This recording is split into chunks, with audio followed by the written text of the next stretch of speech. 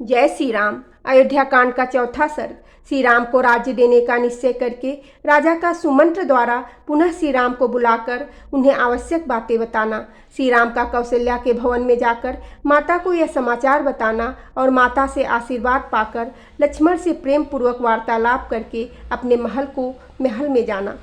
राज्यसभा में पूर्ववासियों के चले जाने पर कार्य सिद्धि के योग्य देश काल के नियम को जानने वाले प्रभावशाली नरेश ने पुनः मंत्रियों के साथ सलाह करके यह निश्चय किया कि कल ही पुष्प नक्षत्र होगा, अतः कल ही मुझे अपने पुत्र कमल नयन श्री राम का युवराज के पद पर अभिषेक कर देना चाहिए। तदंतर अंतःपुर में जाकर महाराज दशरथ ने सूत को बुलाया और आज्ञा दी, जाओ श्री राम को एक बार फिर यहाँ बुला लाओ। उनकी आज्ञा सिरोधार करके सुमंत्र श्री राम को शीघ्र बुला लाने के लिए पुनः उनके महल में गए। द्वारपालों ने श्री राम को सुमंत्र के पुनः आगमन की सूचना दी।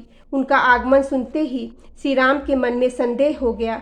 उन्हें भीतर बुलाकर श्री राम ने उनसे बड़ी उतावली के साथ पूछा, आपको पुनः यहाँ आने की क्या आवश्यकता पड़ी, यह पूर्ण रूप से बताइए। तब सूत ने उनसे कहा, महाराज आपसे मिलना चाहते हैं। मेरी इस बात को सुनकर वहाँ जाने या न जाने का निर्णय आप स्वयं करें। सूत का यह वचन सुनकर श्री रामचंद्र जी महाराज दशरथ का पुनः दर्शन करने के लिए तुरंत उनके महल की ओर चल दिए। श्री राम को आया हुआ सुनकर राजा दशरथ ने उनसे प्रिय तथा उत्तम बात कहने के लिए उन्हें महल के भीतर बुला लिया। पिता के भवन में प्रवेश करते ही श्रीमान रघुनाथ जी ने उन्हें देखा और दूर से ही हाथ जोड़कर वे उनके चरणों में पड़ गए। प्रणाम करते हुए श्री राम को उठाकर महाराज ने छाती से लगा लिया और उन्हें बैठने के लिए आसन देकर पुनः उनसे इस प्रकार कहना आरंभ किया, श्री राम, अब मैं बूढ़ा हुआ हूँ, मेरी आयु बहुत अधिक हो गई। मैंने बहुत से मनोवांछित भोग भोग लिए, अन्न और बहुत सी दक्षिणाओं से युक्त सैकड़ों यज्ञ भी करा लिए। पुरुषोत्तम, तुम मेरे परम प्रिय अभीष्ट संतान के रूप में प्राप्त हुए, जिसकी इस भूमंडल में कहीं उपमा नहीं है। मैंने दान यज्ञ और स्वाध्याय भी कर लिए। वीर, मैंने अभीष्ट सुखों का भी अनुभव कर लिया। मैं देवता, ऋषि, पितर और ब्राह्मणों के तथा अपने ऋण से भी उत्तीर्ण हो गया। अब तुम्हें युवराज पद पर अभिषिक्त करने के सिवा और कोई कर्तव्य मेरे लिए शेष नहीं रह गया है।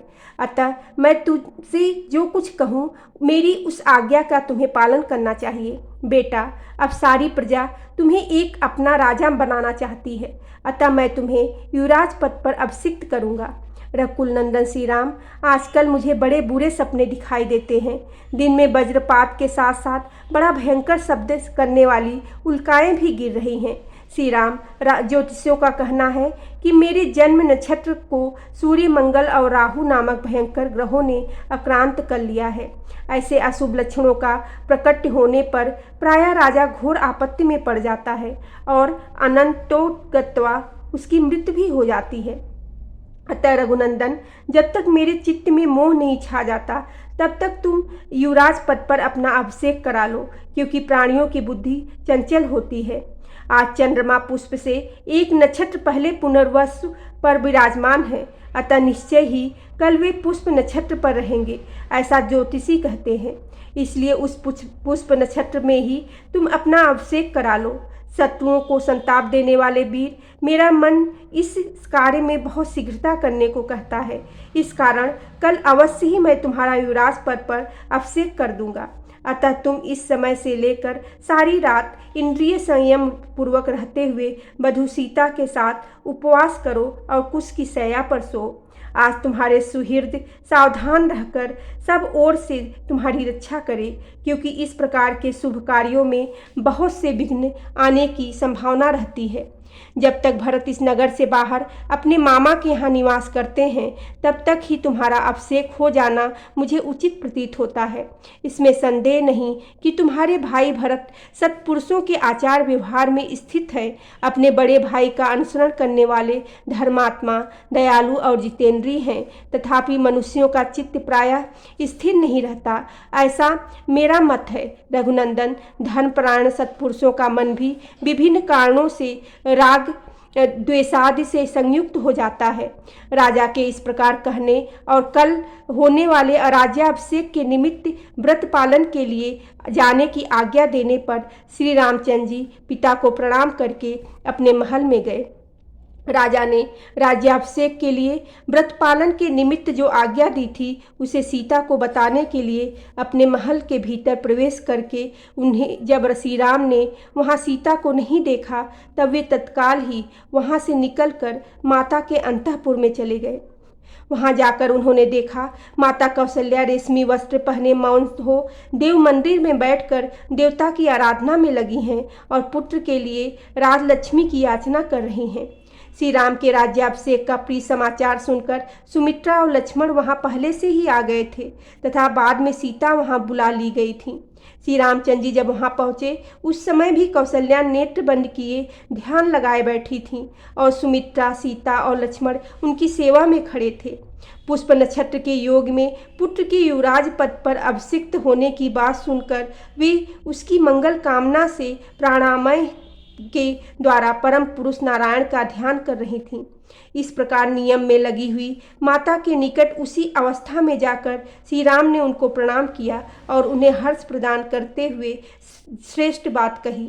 माँ, पिताजी ने मुझे प्रजापालक के कर्म में नियुक्त किया है। कल मेरा अभिषेक होगा जैसा कि मेरे लिए पिताजी का आदेश है।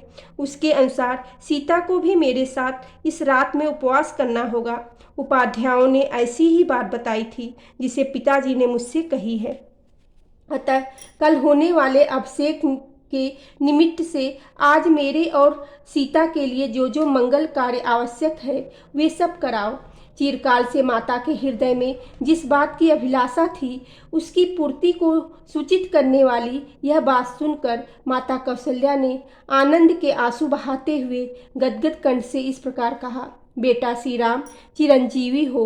तुम्हारे मार्ग में विघ्न डालने वाले शत्रु नष्ट हो जाएं। तुम राजलक्ष्मी से युक्त होकर मेरे और सुमित्रा के बंधु बांधवों को आनंदित करो।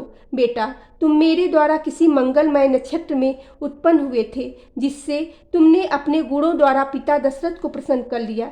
बड़े हर्ष की बात है कि मैंने कमल नयन भगवान विष्णु की प्रसन्नता के लिए जो व्रत उपवास आदि किया था वह आज सफल हो गया। बेटा, उसी के फल से यह इक्ष्वाकुल की राजलक्ष्मी तुम्हें प्राप्त होने वाली है।